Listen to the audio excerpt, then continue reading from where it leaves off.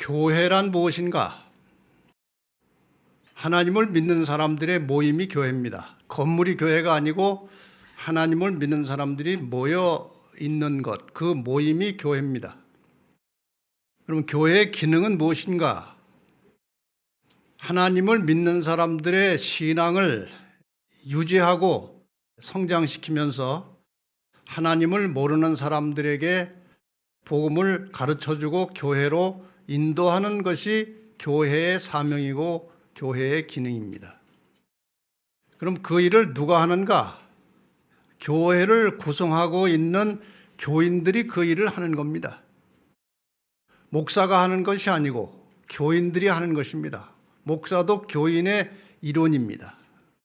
그러나 기능적으로 목사의 임무는 교인들이 선교적 활동을 할 수 있도록 영적으로 성장할 수 있도록 교육하고 인도하는 것이 목사의 책임이고 목사 혼자 전도하는 교회는 그것은 잘못된 교회입니다. 기독교 신앙의 근본은 교인들이 자신들의 신앙을 성장시키면서 다른 사람들을 하나님께 인도하는 것이 기독교 신앙의 본질입니다. 여기 성경 말씀 보겠습니다. 디모데후서 4장 2절입니다. 너는 말씀을 전파하라. 때를 얻든지 못 얻든지 항상 힘쓰라. 그리스도인은 항상 자기가 듣고 배운 말씀을 때를 얻든지 못 얻든지 항상 전하라고 권면하십니다. 고린도서 2장 16절에 보면은 저 사람에게는 생명으로조차 생명에 이르는 냄새라. 앞에 있는 말씀은 그 사람이 사망에 이르는 냄새든지 혹은 생명으로 인도하는 냄새든지 둘 중에 하나라는 것입니다. 여러분의 존재와 여러분의 삶이 여러분에게서 풍겨나오는 냄새가 생명으로 사람들을 인도하는 냄새인지 한 번씩 확인해 보시기를 바랍니다. 고린도후서 3장 3절에는 너희는 우리로 말미암아 나타난 그리스도의 편지니, 우리는 다른 사람들에게 예수 그리스도의 편지라고 말씀하셨어요. 그 편지의 내용이 무엇인지, 어떤 내용을 내가 다른 사람들에게 말을 하든지 안 하든지 무엇을 전하고 있는지. 예수 믿고 사는 사람들에게 복음을 전하는 것은 선택사항이 아닙니다. 하면 좋고 안 해도 괜찮은 것이 아니고 반드시 해야 되는 필수 과목입니다. 그런데 대부분의 우리 그리스도인들이 전도하는 일에 부담을 가지고 실제로 전도 활동을 거의 하지 않습니다. 전도가 쉽지 않기 때문에 혹은 전도를 늘 어렵다고 생각하기 때문에 전도를 거의 잘 안 하고 살지요. 근데 이 전도를 어렵다고 생각하는 이유가 뭔가? 한번 쭉 제가 그 이유를 몇 가지 들어볼 테니까 여러분이 어디에 해당하는지 좀 잘 생각해 보시기 바랍니다.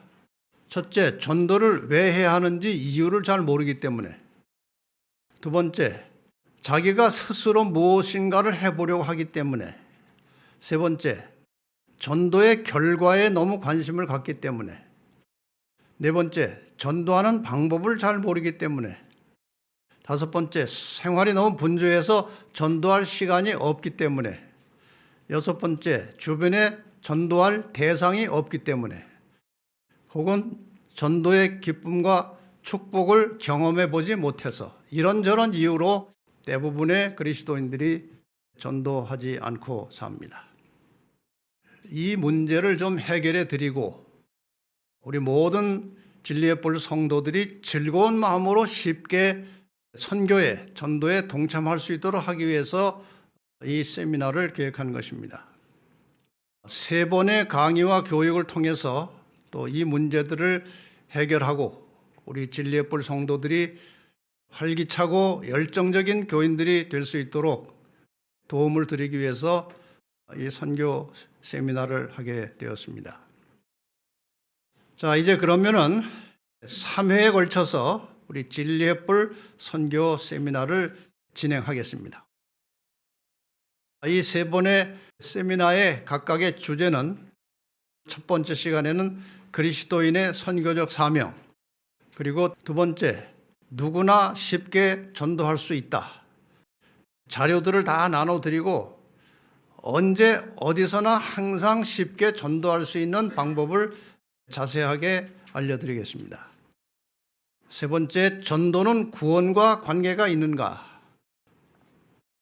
오늘은 그리스도인의 선교적 사명에 대해서 좀 말씀을 드리겠습니다. 우리 그리스도인 신앙 생활에 있어서 전도는 과연 무엇인가? 전도를 하면서 신앙생활 하는 것과 전도를 하지 않으면서 신앙생활 하는 것이 어떤 차이가 있느냐? 예를 하나 드리겠습니다. 우리가 영화를 종합예술이라고 합니다. 왜 영화를 종합예술이라고 하는가 하면은 이 영화를 하나 만들기 위해서는 문학도 들어가고 연기도 해야 되고 건축도 해야 되고 미술도 포함되고 음악도 있어야 하고 그래픽도 아주 다양한 분야의 작업들이 합쳐져서 영화를 만듭니다. 저는 전도를 종합신앙이라고 그렇게 표현하고 싶습니다. 왜냐하면 전도를 하려면 기도와 성령의 역사 없이는 전도가 안 됩니다. 전도를 하려면 전도하는 대상을 위해서 희생을 해야 됩니다. 그 다음에 무한한 인내가 필요합니다. 전도한다고 금방금방 되는 게 아니고 무한한 인내가 필요합니다. 그 다음에 하나님의 말씀을 가지고 있어야 합니다. 또 사랑의 동기가 있어야 전도할 수 있습니다. 또 전도의 대상에 대해서 항상 겸손해야 전도가 됩니다. 그러니까 이 전도에 우리의 인생에 초점을 맞춰놓고 우리의 모든 삶을, 그리스도인의 신앙의 삶을 다 이게 전도하는 목적으로 살다 보면은 종합적으로 우리의 신앙이 건강하게 유지되고 성장할 수 있는 것입니다. 그래서 전도는 그리스도인으로서 하늘에 가는 품성을 개발하는 일에 있어서 최선의 방법이 전도하는 겁니다. 여기 복음 전도와 품성 변화의 관계에 대해서 좋은 글들이 있어서 몇 개 소개하겠습니다. 하나님의 형상대로 형성된 품성은 우리가 이 세상에서 내세로 가져갈 수 있는 유일한 보물이다. 우리가 예수님 오실 때에 가져갈 수 있는 것은 품성밖에 없어요. 그러니까 우리가 예수를 믿고 이 땅에 사는 동안에 부지런히 가꾸고 개발해야 될 것은 하나님을 닮은 품성을 개발하는 것입니다. 하나님께서는 우리의 도움 없이도 죄인을 구원하시는 당신의 목적을 이루실 수 있으셨다. 그러나 그리스도의 품성과 같은 품성을 개발시키기 위해서 우리는 그의 사업을 분담해야 한다. 우리가 전도 안 해도 하나님께서 다른 방법으로 천사들을 동원하든지 하나님의 특별한 방법으로 복음 전도 하실 수 있으셨습니다. 그런데 우리에게 복음 전도를 맡기신 목적이 무엇이냐? 이 복음 전도의 과정을 통해서 우리의 품성이 예수님의 품성을 닮아가도록 하기 위해서 우리에게 복음 사명을 주셨다는 것입니다. 그리스도인 품성은 사람이 진리를 전하는 일에 사심없이 활동하며 하나님의 사업을 재정적으로 받드는 것을 특권으로 여길 때에만 원숙하고 온전하게 형성될 수 있다. 우리의 품성은 복음을 전하는 일에 사심없이 헌신하고 일할 때, 혹은 여러 가지 사정으로 직접 선교에 동참할 수 없을 때에는 하나님의 복음과 선교를 위해서 재정을 헌신할 때, 이런 생각과 이런 정신을 가지고 살 때에 우리의 품성이 원숙하고 온전하게 만들어져 간다 이것입니다. 품성이라고 하는 것은 다른 사람과의 관계에서 나타나는 겁니다. 자기 혼자 가만히 있을 때는 그 사람이 어떤 사람인지 잘 몰라요. 그러나 다른 사람과의 어떤 이해관계로 부딪힐 때에 자기의 숨겨져 있던 품성이 그냥 그대로 나타나는 겁니다. 그래서 이 복음 전도는 다른 사람과의 관계 속에서 자아를 죽이고 이기심을 버리고 남을 위해서 희생하는 연습을 하는 최선의 방법이 전도하는 것이. 자, 그럼 먼저 이 그리스도인의 보편적인 선교 사명에 대해서 설명을 좀 드리겠습니다. 두 가지 이야기를 통해서 이 전도가 무엇인지 기본적인 개념을 말씀을 드리겠습니다. 이 그림이 무슨 그림인지 여러분이 잘 아시죠? 예수님께서 사마리아로 가셔서 우물가에 앉으셔서 물길로 온 한 여인에게 전도하시는 장면입니다. 예수님과 대화를 통해서 이 사마리아의 여인은 이분이 메시아이시고 자신의 구원자이심을 확실하게 믿을 수 있게 되었습니다. 이분이 메시아이심을, 구원자이심을 깨닫자마자 이 여자는 즉시로 동네로 달려 들어갑니다. 요한복음 4장 28절 29절에 보면 여자가 물동이를 버려두고 동네에 들어가서 사람들에게 이르되 나의 행한 모든 일을 내게 말한 사람을 와 보라, 이는 그리스도가 아니냐 하니. 이 예수를 제대로 깨닫고 믿게 되면 이런저런 인간적인 사정 핑계에 대해서 전도 안 하는 일은 할 수가 없습니다. 지금 이 여자는 당장 현실적으로 물길로 우물에 왔었는데 예수님에게 복음을 듣고 구원을 얻었다는 확신을 얻게 되니까 물동에는 별로 관심이 없고 바로 동네로 뛰어들어가서 사람들에게 와보라 하고 외치는 것입니다. 이 그림은 여러분이 또 대략 아시는 그림이죠. 요단강 건너편에 거라사라는 곳에 귀신 들린 사람이 이제 예수님을 만나서 고침을 받는 그런 이야기입니다. 이 귀신을 다 쫓아내 주셨고 이 사람들을 온전히 회복시키고 나니까 이 두 사람이 예수님을 따라다니겠다고 이제 얘기를 하는 것입니다. 예수님 따라가겠다는 거예요.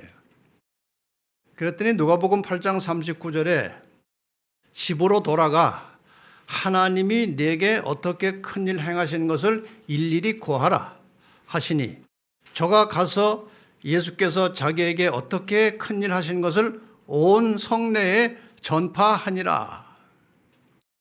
이제 이 귀신 들린 두 사람이 고침을 받자마자 즉시로 동네로 뛰어들어가서 자기에게 일어난 일, 예수님과의 관계 속에서 어떤 일이 일어나는지를 동네 사람들에게 일일이 고하는 일을 하고 성내에 예수를 전파했다는 이야기입니다. 무슨 이야기를 했을까요? 첫째, 예수님을 만나기 전에 자신의 상태를 말했을 것입니다. 내가 이렇게 귀신 들려가지고 여러분 알다시피 그렇게 정말 형편없이 아주 몹쓸 상황에 처해 있었는데, 두 번째, 자신이 어떻게 예수를 만나고 하나님을 믿게 되었는지 그 얘기를 하는 겁니다. 그 다음에 하나님을 믿은 이후에, 고침을 받은 이후에 자신에게 어떠한 변화가 일어나는지를 사람들에게 이야기하는 것입니다. 전도는 이 세 가지를 가지고 다른 사람에게 증언하는 겁니다. 예수를 만나기 전에 나의 상태, 진리를 깨닫고 예수를 믿고 구원을 얻은 과정, 내가 어떻게 해서 이렇게 해서 진리를 깨닫고 예수를 만나고 구원을 받게 되었다는 그 과정 이야기, 그 다음에 예수를 만난 이후에, 구원을 받은 이후에 나의 삶에 어떠한 변화가 일어나는지, 그런 것들을 얘기하는 것이 전도의 기본이에요. 더 나아가서 예수님께서는 교회에 분부하신 대사명이 있는데 이 대사명은 먼저 제자들에게 말씀하신 것입니다. 잘 아시는 유명한 말씀이죠. 마태복음 28장 19절 20절입니다. 그러므로 너희는 가서 모든 족속으로 제자를 삼아 아버지와 아들과 성령의 이름으로 침례를 주고 내가 너희에게 분부한 모든 것을 가르쳐 지키게 하라. 볼지어다 내가 세상 끝날까지 너희와 항상 함께 있으리라 하시니라. 여러분이 이 말씀을 잘 분석해 보면 사람들에게 복음을 전하고 하나님의 뜻을 가르쳐서 사람들을 하나님께로 인도하는 사람들과 세상 끝날까지 함께 하시겠다고 약속하신 것입니다. 여러분이 복음을 전하고 말씀을 나누고 하나님의 일을 할 때에 항상 하나님께서 우리와 함께 하시겠다는 것입니다. 종합해 보면 예수님께서는 두 가지 명령을 내리셨습니다. 첫째는 마태복음 11장 28절에 수고하고 무거운 짐진 자들아 다 내게로 오라, 내가 너희를 쉬게 하리라. 여기 쉬게 한다는 말씀은 구원하시겠다는 그 말씀이죠. 오라고 명령하셨고 와서 구원을 받으라는 겁니다. 그 다음에 와서 혹은 가서 구원을 받았습니다. 그 다음에 예수님께서 다시 명령하십니다. 그러므로 너희는 가서 모든 족속으로 제자를 삼아서 하나님의 자녀를 만들라. 가라고 말씀하십니다. 이것이 사명입니다. 와서 구원받은 다음에 가서 구원의 소식을 전하라는 거예요. 이것이 그리스도인의 본분입니다. 여기 그리스도인 선교봉사에 보면은 그리스도의 정신은 전도의 정신이다. 거듭난 마음속에 제일 먼저 생기는 충동은 다른 사람들을 또한 구주께로 인도하고자 하는 충동이다. 내가 정말 그리스도 안에서 거듭났다는 증거가 무엇이냐? 나를 거듭나게 변화시켜 주시고 구원하신 예수 그리스도를 다른 사람에게 전하고 싶은 충동이 있다면 이것이 거듭난 증거라고 그랬어요. 모든 진실한 제자는 한 사람의 선교사로서 하나님의 나라에 태어난다. 우리가 침례를 받고 그리스도인이 되는 순간에 우리는 하나님 나라의 선교사로 출발하는 것입니다. 그는 구주를 알게 되자 즉시 다른 사람들에게 그분을 알려주고자 열망한다. 그리스도를 알았으면 다른 사람에게 그리스도를 알려주고 싶은 마음이 늘 마음속에 가득 차 있다 그 말이죠. 참으로 거듭난 사람은 그 심령이 하나님의 사랑으로 가득 차 그가 소유한 기쁨을 다른 사람들에게 나누어 주고자 열망할 것이다. 내가 거듭난 구원받은 그리스도인인지를 확인하는 굉장히 중요한 단서 중에 하나는 내가 받은 이 복음을, 이 기쁜 소식을 다른 사람에게 전하고자 하는 마음이 있느냐, 그것이 굉장히 중요한 거예요. 그런데 이런 선교적 사명, 선교사의 사명이 있음에도 불구하고 오랜 세월 선교하지 않고 전도하지 않으면 어떻게 될까? 어떤 결과가 나타날까? 여기 여러분 그림을 잘 보시기 바랍니다. 자세히 보시면 조금 이상한 느낌이 드는 그림이에요. 이게 아버지가 있고 아이들이 5인데 뭐가 공통점인가요? 이 아이들의 공통점이 뭐예요? 다 기분이 안 좋아요. 뭐 손가락 빨고 아버지 옷자락 붙들고 칭얼거리고 서로 싸우고 또 뭐 어떻게 안겨 있고 다들 형편이 좋지 않아요. 그 다음에 좀 더 자세히 보면은 이 아이들이 아버지보다 나이가 많아요. 이게 무슨 뜻인가 하면 오래 묵은 교인들이 많은 교회는 늘 문제를 많이 만들고 전도하지 않는 오래 묵은 교인들은 전도를 잘 안 합니다. 전도를 잘 안 하니까 그냥 교회 안에서 분란을 만들고 다투고 그래서 목사가 그거 정리하고 그거 수습하느라고 일을 못하는 거예요. 이게 지금 그런 그림이에요. 풍자한 그림이지만 그분은 다른 사람들에게 전달하도록 하기 위해서 그들에게 빛과 그분의 뜻에 대한 지식을 주셨다. 다른 사람에게 나누어 줌으로써 우리는 빛의 산 통로가 된다. 만일 우리가 영적인 힘을 활용하지 않으면 환자들이 오랫동안 활동하지 않고 누워있음으로 사지가 연약하게 되는 것처럼 우리는 쇠약하게 될 것이다. 힘은 사용함으로 생긴다. 영적인 힘은요, 열심히 기도하고 복음을 전할 때 힘이 나게 돼 있어요. 이게 전도하지 않고 기도만 하고 성경만 보고 있는 사람은 영적으로 힘이 나오질 않습니다. 분명히 예수님께서 우리에게 명하셨습니다. 복음을 전하라고. 그 다음에 이 복음이 다 전파돼야 내가 다시 온다고. 마태복음 24장 14절의 말씀 같이 한번 읽겠습니다. 시작. 이 천국 복음이 모든 민족에게 증거되기 위하여 온 세상에 전파되리니 그제야 끝이 오리라.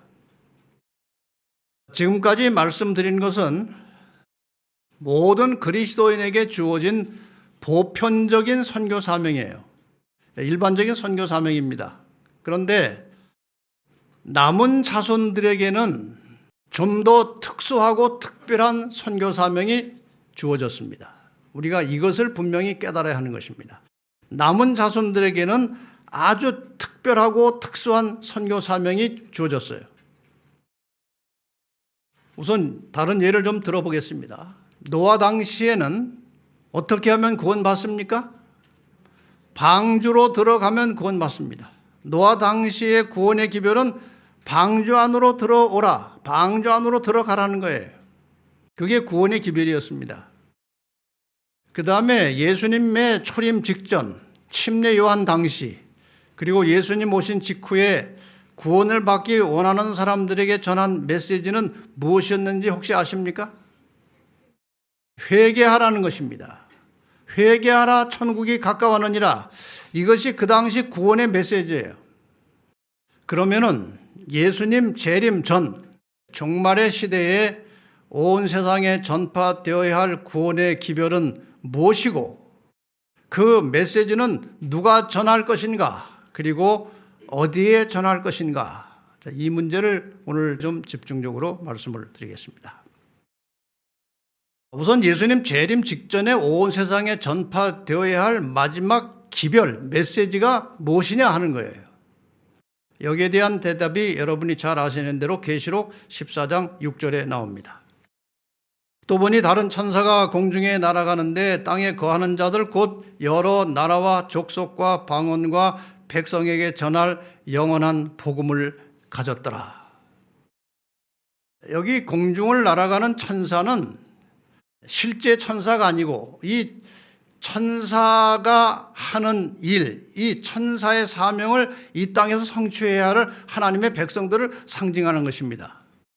이 공중을 날아가는 천사는 이 마지막 시대에 하나님께서 주시는 구원의 기별을 전파할 남은 자손들을 상징하는 것입니다. 그러면 그 기별은 무엇이냐, 내용이. 이제 6절을 지나서 7절에 가보면은 그가 큰 음성으로 가로되 하나님을 두려워하며 그에게 영광을 돌리라. 이런 이제 메시지가 나오는 거예요. 하나님을 두려워하며 그에게 영광을 돌리라. 그 다음에는 왜 그렇게 되느냐가 나오는 것입니다. 우리가 성경절을 잘 분석하면 그 속에 굉장히 중요한 메시지와 의미들이 있어요. 하나님을 두려워하며 그에게 영광을 돌리라고 했는데 왜 그렇게 해야 되느냐가 나오는 거예요. 왜? 이는 왜냐하냐면 그런 것입니다. 이는 왜 하나님께 영광을 돌려야 하는가 하면 그의 심판하실 시간이 이르렀음이니. 다시 말하면은 그의 심판하실 시간이 가까이 왔으니 하나님을 두려워하고 영광을 돌리라, 그 말이에요. 심판하실 시간이 이르렀다는 것은 무엇이 임박했다는 것입니까?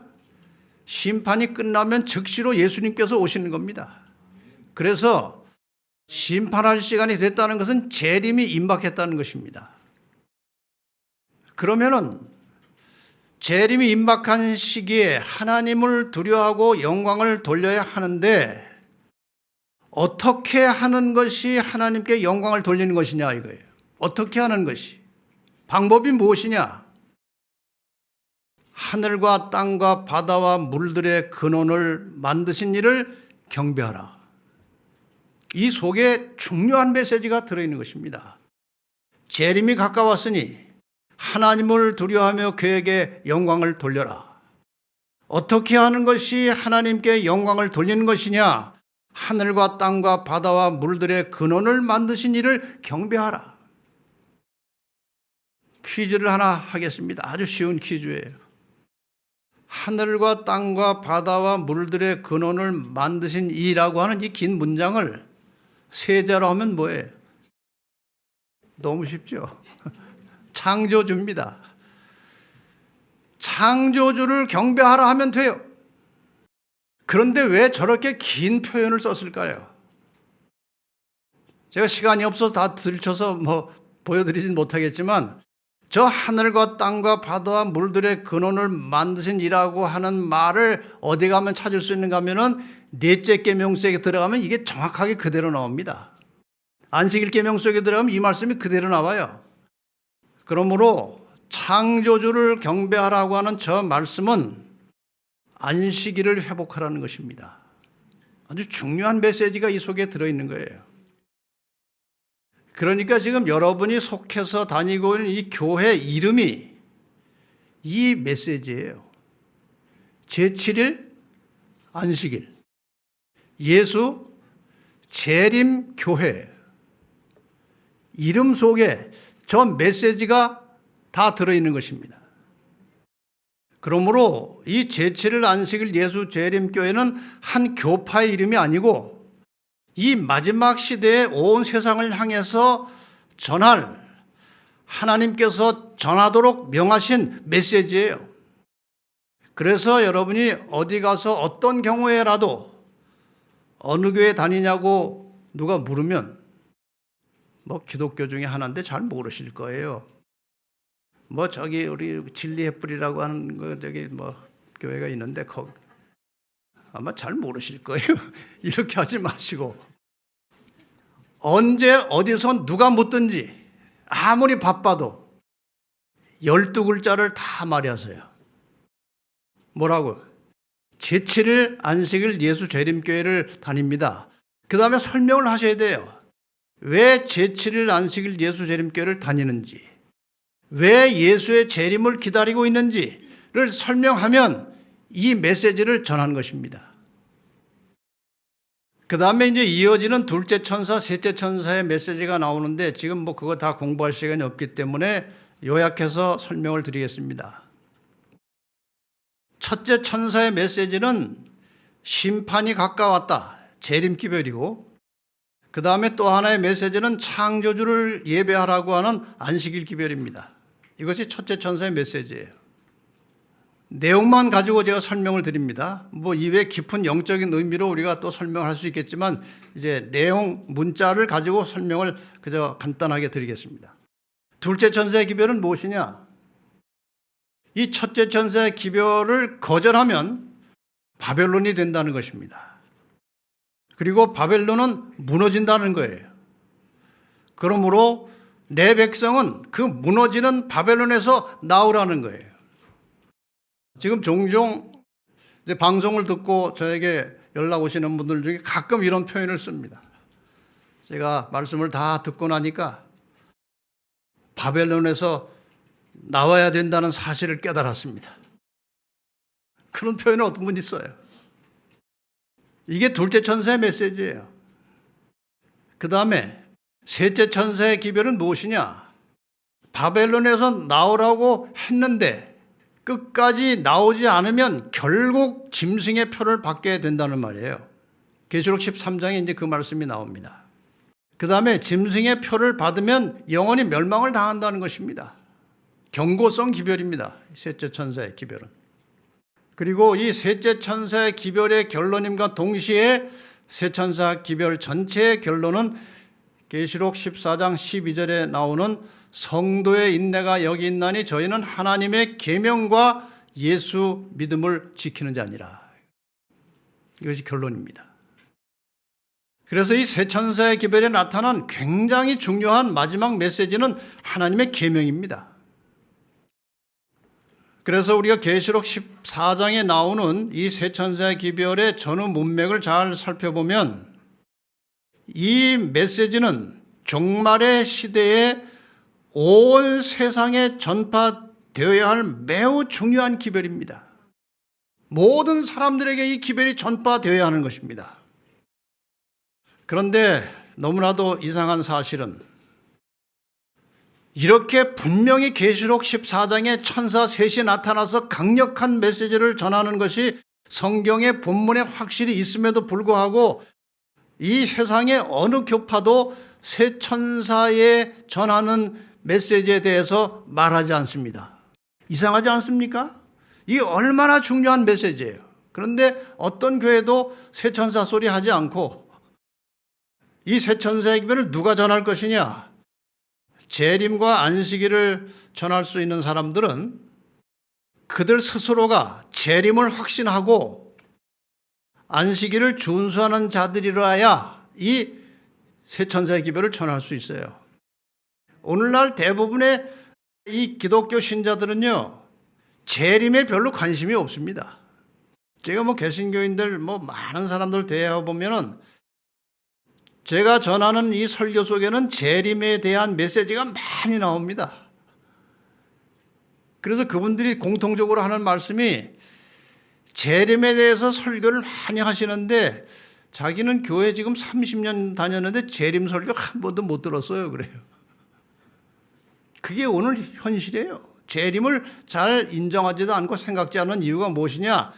죽을 때에 영혼이 분리돼서 천당에 가거나 지옥 갔다고 믿기 때문에 재림은 별로 관심이 없어요.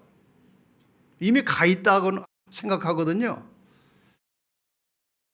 그래서 이 새천사의 기별을 계시록 14장에 나오는 새천사의 기별을 전할 수 있는 사람들은 제7일 안식일 예수 재림 교인들 밖에 없는 겁니다. 그런데 이것은 중요한 기별이에요. 왜? 이것에 의해서 마지막 시대에 각 개인의 영원한 운명이 결정되기 때문에 중요한 것입니다. 이제 누가 이 기별을 전하느냐? 답은 나와 있습니다. 사탄의 공격을 받을 사람들이 이 기별을 전하는 것입니다. 계시록 12장 17절 용이 여자에게 분노하여 돌아가서 그 여자의 남은 자손 곧 하나님의 계명을 지키며 예수의 증거를 가진 자들로 더불어 싸우려고 바다 모래 위에 섰더라. 사탄의 공격을 받는다는 것은 하나님의 참 백성이라는 가장 확실한 증거입니다. 그 다음에 더 나가서 계시록 14장 1절과 12절에 보면은 또 내가 보니 어린 양이 시온산에 섰고 그와 함께 14만 4천이 섰는데 14장을 쭉 공부하다 보면 12절에 가서 성도들의 인내가 여기 있나니 저희는 하나님의 계명과 예수 믿음을 지키는 자니라. 지금 이 계시록 12장과 14장에 하나님의 참 백성을 규정하는 공통된 두 말은 하나님의 계명입니다. 이것을 가지고 지키는 자들이 이제 이 새천사의 기별을 전할 수 있다고 하는 말씀이에요. 그래서 마지막 구원의 소식을 새천사의 기별을 온 세상에 전파할 사람들은 계명을 지키는 남은 자손들입니다. 여기 말씀을 한번 좀 읽어보십시다. 특별한 의미에서 제7일 안식일 예수 재림교인들은 파수꾼이요 빛의 전달자로 세상에 세워졌다. 그들에게는 멸망해 가는 세상에 전할 마지막 경고가 위탁되었다. 이것이 새천사의 기별이에요. 그들에게는 하나님의 말씀에서 놀라운 빛이 비추고 있다. 가장 엄숙하고 중대한 사업, 첫째와 둘째와 셋째 천사의 기별을 선포하는 사업이 그들에게 주어졌다. 그보다 더 중요한 사업은 없다. 이건 교회뿐이 아니고 여러분 개인에게도 마찬가지예요. 여러분 개인에게 있어서 이 새 천사의 기별을 전하는 것보다 더 중요한 것은 없다는 것입니다. 다른 어떤 것도 그들의 주의를 빼앗도록 허용되어서는 안 된다. 여러분과 제가 속해 있는 이 제7일 안식일 예수 재림교회는 바로 이러한 사명을 가지고 이 땅에 태어난 것입니다. 다시 한번 지금까지 드린 말씀을 이제 시대별로 주어진 이 구원의 영원한 복음이 무엇인지를 간단하게 좀 살펴보겠습니다. 각 시대별로 주어진 구원의 메시지가 있어요. 아담이 타락한 직후에 창세기 3장 21절에 보면은 하나님께서 아담과 아내를 위해서 가죽옷을 지어 입히셨는데 이것은 양가죽이고 양의 희생, 그리스도의 희생을 통해서 구원을 받을 수 있다는 그런 출발이고 증거입니다. 그래서 예수님 재림하실 때까지 구원은 오직 어린 양이신 예수님의 십자가 보혈에 의해서만 가능하다는 것은 대원칙이고 이것은 불변이에요. 그런데 시대를 지나면서 이 기본적인 구원의 원칙 위에 시대마다 특별한 메시지가 나오는데 노아의 시대는 아까 말씀드린 대로 방주로 들어가라는 것이 구원의 메시지예요. 예수님의 초림 직후에는 회개하라는 것입니다. 유대인들이 멸망할 때 구원의 메시지가 하나 있었어요. 산으로 도망가라는 겁니다. 그 다음에 재림 직전에 전할 메시지는 방금 말씀드린 대로 창조주를 경배하라는 거예요. 이것이 시대적으로 인간의 구원을 위해서 시대마다 외쳐온 구원의 메시지였습니다. 다시 정리해드리면 예수 그리스도의 십자가 보혈을 통한 구원의 진리는 영원 불변입니다. 그러나 하나님께서는 각 시대에 필요한 특별한 메시지를 주셨습니다. 물로 세상을 멸망하기 전에 주시는 구원의 기별은 방주로 들어가라는 것이었고, 불로 세상을 멸망하기 전에 주시는 구원의 기별은 창조주를 경배하라는 겁니다. 하나님께서 인간을 구원하시는 이 마지막 시대에 각 개인의 구원과 멸망을 결정하기 전에 심판을 해야 합니다. 그래야 이제 구원받을 자들을 확정시켜서 데리고 가는 것입니다. 그리고 그 심판의 기준은 하나님의 계명입니다. 종말의 시대에 수많은 그리스도인들이 계명이 패했다고 말하면서 계명에 명시된 창조주 하나님을 경배하도록 제시된 창조의 기념일 안식일을 무시하고 삽니다. 그래서 재림 전 마지막 경고의 기별 속에 창조주를 기억하라는 메시지가 들어있는 거예요. 그리고 그 메시지를 전할 수 있는 무리들은 아까 말씀드린 대로 창조의 기념일 안식일을 준수하며 재림을 기다리는 사람들이 이 기별을 전할 수 있는 것입니다. 여러분과 제가 아니면 아무도 이 마지막 인간들의 영원한 운명을 결정하는 이 메시지를 전할 수 없는 거예요. 그래서 우리는 아주 중요한 사명을 가진 사람들이에요. 그런데 이 마지막 운명의 기별을 사람들이 듣지 못하도록 사탄이 장벽을 만들어 놨는데, 특별히 한국에서 장벽을 만들어 놨습니다. 그것이 바로 재림교회를 이단이라고 장벽을 쳐놓은 것입니다. 그래서 사람들이 이 마지막 중대한 운명의 기별을 듣지 못하도록 막아놓은 것입니다. 이것이 이 한국의 불행이에요. 물론 다른 나라도 그런 나라가 있지만 우리나라처럼 심한 데는 없습니다. 여기 여러 해 전에 저희 방송을 듣고 재림신앙을 깨닫고 재림교인이 된 그 윤구수 목사님을 여러분이 이제 잘 아시죠? 이분이 간증 중에 이런 말씀을 하셨는데 저에게는 상당히 의미 있게 들렸어요. 한번 들어보십시다. 그런데 이상하게도 한국 교회는 재림교회에 대하여 별로 깊이 연구도 하지 않고 성경적 지식이나 소양을 충분히 갖추지도 못한 소위 이단 감별사들에 의해서 너무나 쉽게 이단으로 정죄를 해버린 것입니다. 저도 사실 안식일 교회를 이단으로 생각하고 있었고 그들에 대한 배타적인 편견을 가지고 전혀 관심도 없었는데 우연히 유튜브 방송을 통해서 그들의 신학과 교리를 듣게 된 결과 너무나 큰 충격을 받게 되었습니다. 그래서 수많은 한국의 기독교인들이 재림교회는 이단이라는 편견 때문에 그들이 가지고 있는 주옥 같은 성경의 교리와 진리를 공부할 수 있는 문이 닫혀버린 것에 대하여 정말 안타까운 생각이 들었던 것입니다. 제가 이 자리에 서게 된 것이 바로 그 이유 때문입니다. 일반 기성교회에서 안식일 교회를 이단으로 규정한 근거들이 사실과 너무 다르고 왜곡되어 있다는 사실을 발견하게 된 것입니다.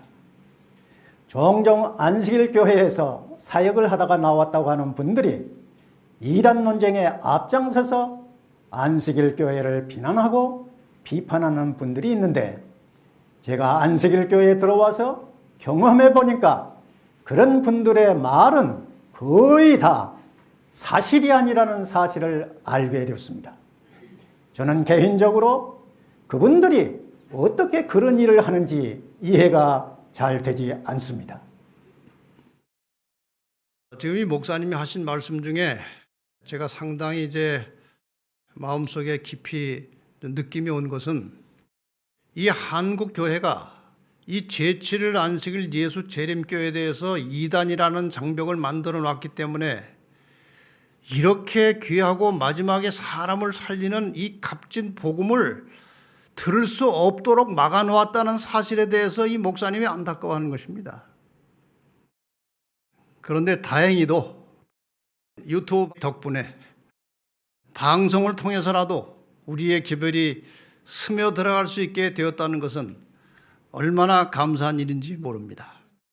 그래서 정말 바른 양심을 가지고 올바른 진리를 찾고자 하던 사람들은 자기 다니던 교회에 만족하지 않고 계속해서 유튜브에서 찾다가 마침내 그 분별력을 가지고 발견하게 되는 것입니다. 이게 들을 게 있는 자들이 발견하더라고요. 어제 제 사무실에 한 부부가 제 사무실에 방문 왔어요. 그분은 뭐 장로교도 다녀보고 감리교도 다녀보고 침례교도 다녀보고 수십 년 동안 열심히 신앙을 한다고 했어요.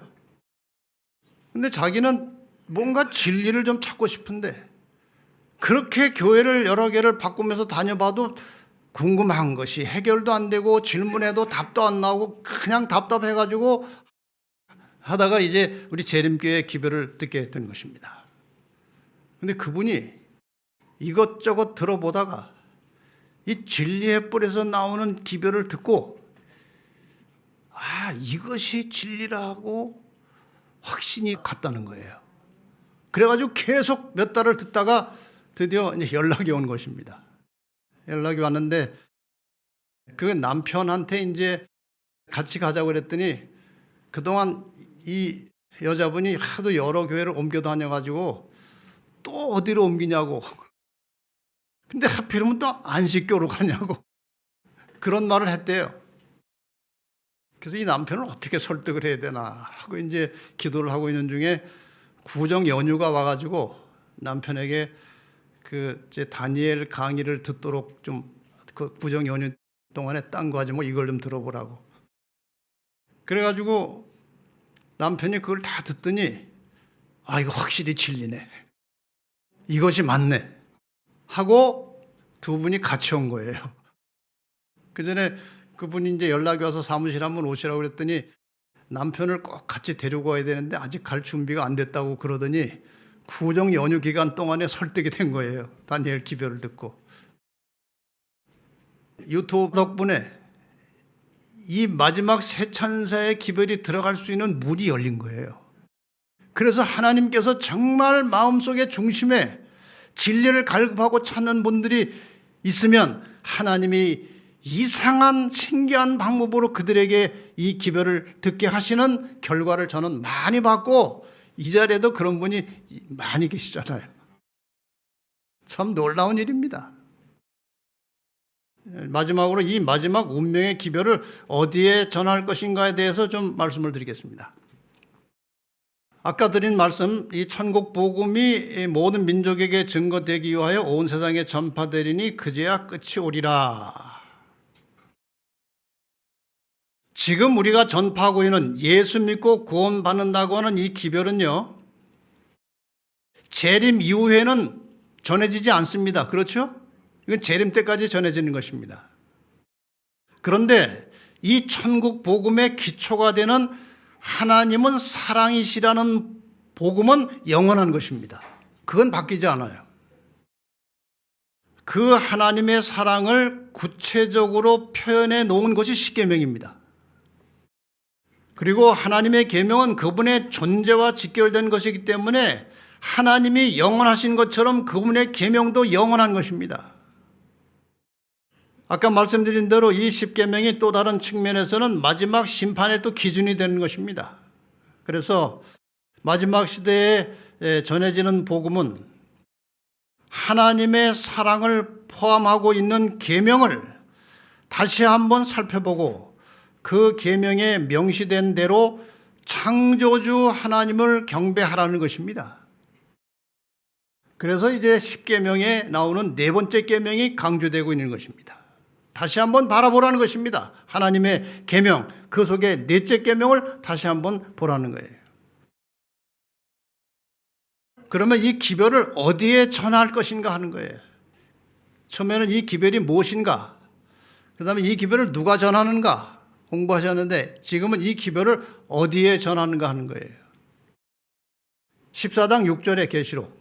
또 보니 다른 천사가 공중에 날아가는데 땅에 거하는 자들 곧 여러 나라와 족속과 방언과 백성에게 전할 영원한 복음을 가졌더라. 그러니까 세 천사의 기별을 어디에 전하라는 것입니까? 여러 나라와 족속과 방언과 백성에게 전할 복음이라고 했으니까 온 세상 모든 사람들에게 이 세 천사의 기별을 전해야 되는 겁니다. 자, 이게 어떻게 과연 가능할까요? 세 천사의 기별을 온 세상 모든 사람에게 전하는 것이 어떻게 실현이 되겠습니까? 제7일 안식일 예수 재림교회의 선교 조직을 잠깐 보겠습니다. 제7일 안식일 예수 재림교회는 전 세계가 하나의 교회와 조직으로 움직입니다.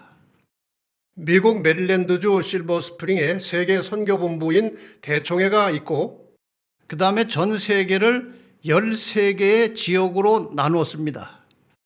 그래서 북미지회가 있고 중미지회가 있고 남미지회가 있고 트랜스 유럽지회, 유로아프리카지회, 서중아프리카지회, 동중아프리카지회, 남아인도양지회, 유로아시아지회, 남아시아지회, 남아태지회, 남태평양지회, 그리고 북아태지회, 이렇게 전 세계를 13개의 구역으로 나누어 있습니다. 우리 한국은 어디에 속해 있습니까?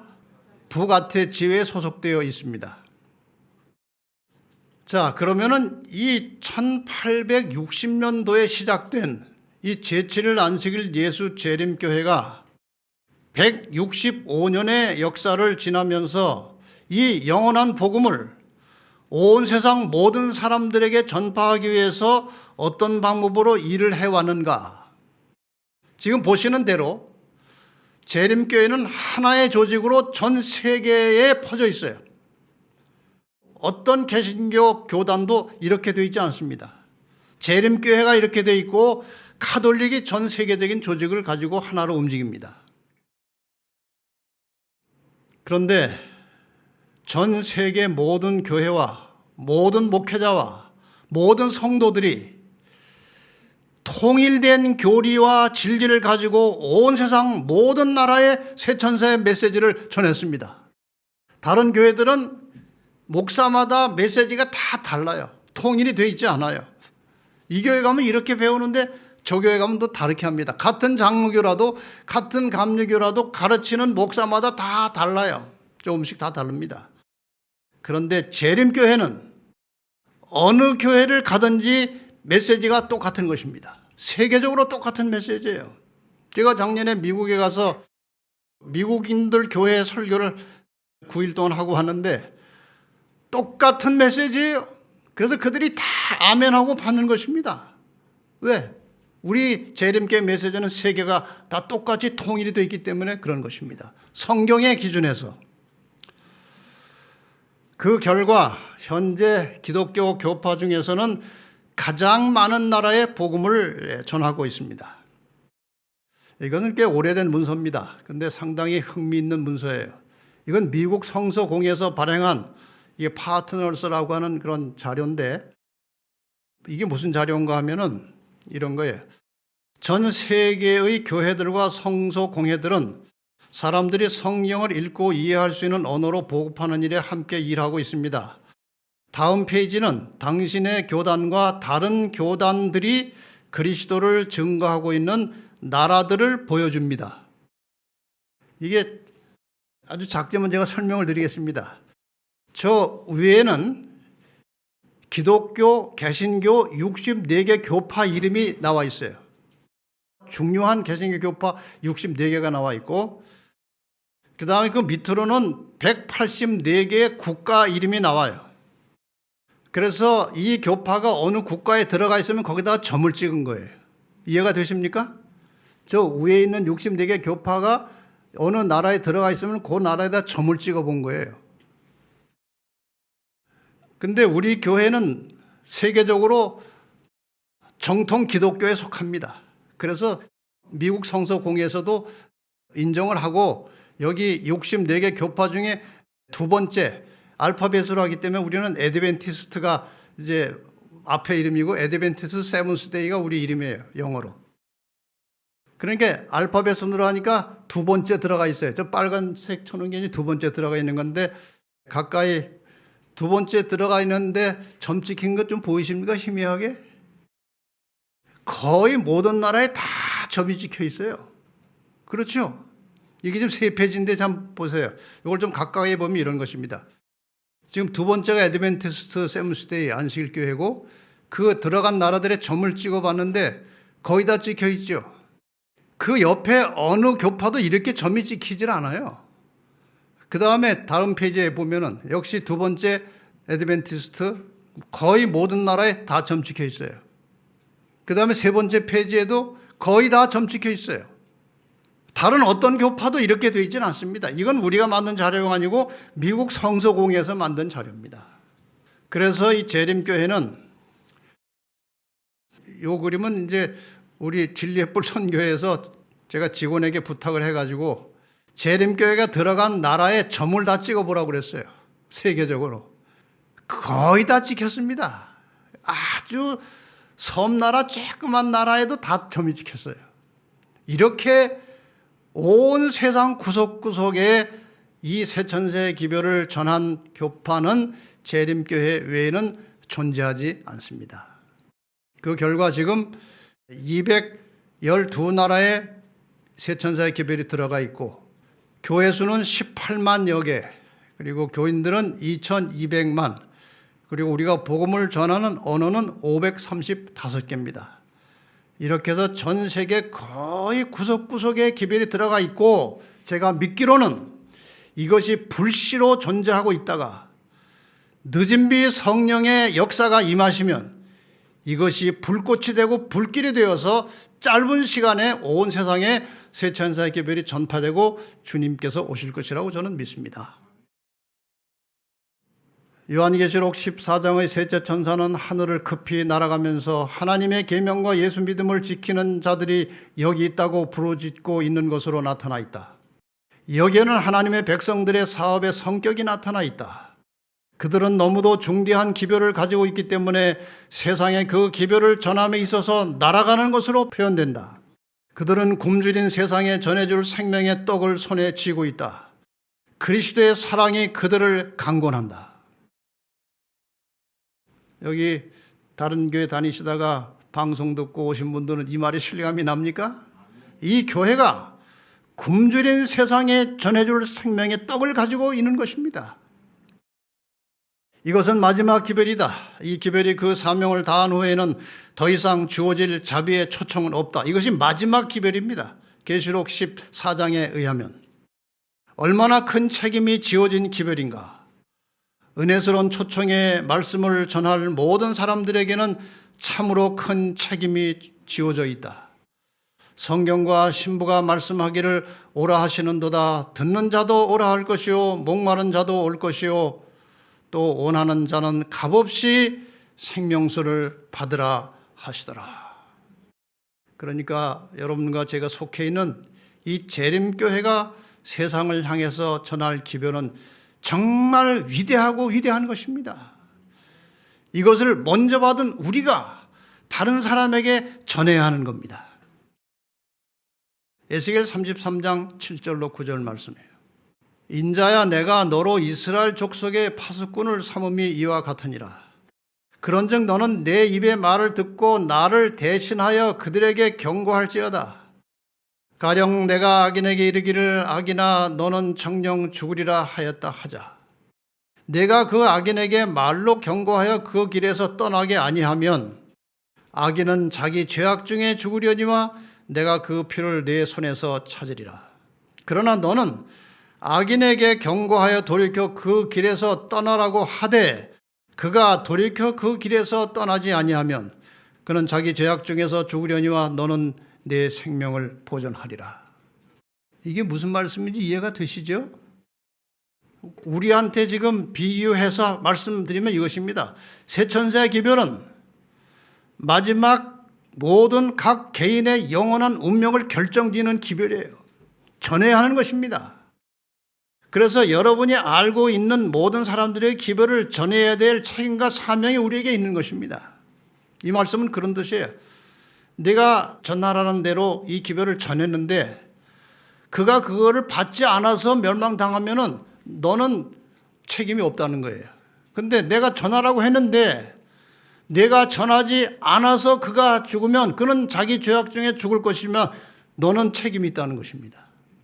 그래서 여러분 앞으로 이 사명을 가지고 여러분이 알고 있는 모든 사람들에게 이 기별을 전하는 일을 기도하면서 시작하시기를 바랍니다. 왜 그렇게 해야 되느냐? 나는 거대한 불덩어리가 아름다운 저택들 가운데 떨어져서 순식간에 그것들을 파괴하는 것을 보았다. 우리가 하나님의 심판이 지상에 임박함을 알았으나 그처럼 빨리 닥쳐올 줄은 몰랐다라고 어떤 이가 말하는 소리를 들었다. 이것은 재림교인이 하는 말이에요. 우리는 다 알고 있거든요. 시대의 징조와 재림의 예언의 성취를. 다른 이들은 고통스러운 음성으로 이르기를 그러면 왜 우리에게 말해주지 않았는가?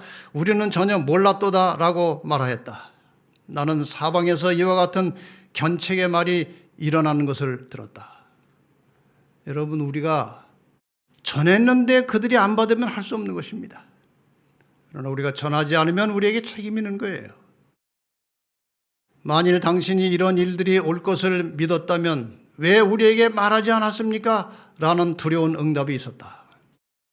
우리는 이런 일에 관하여 알지 못했습니다. 왜 당신들은 우리에게 모르는 채 하였습니까?